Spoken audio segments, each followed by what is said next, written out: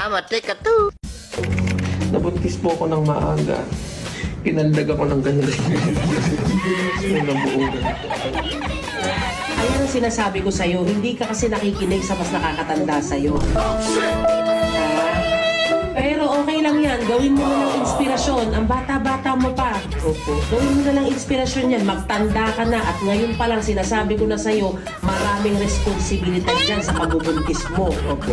Ang aga-aga mo na buntis. Opo. Wala ka pa sa tamang edad. Opo. Ayan, hindi nakikinig sa magulang. Nanganak na po ako agad.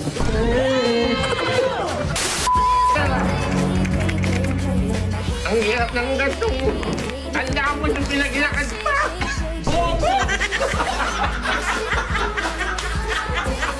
Sa bagay, matanda na sila. Ayan, ang tagal nila ginalitang yan. Bless. Bless sila. Opo pala ito eh.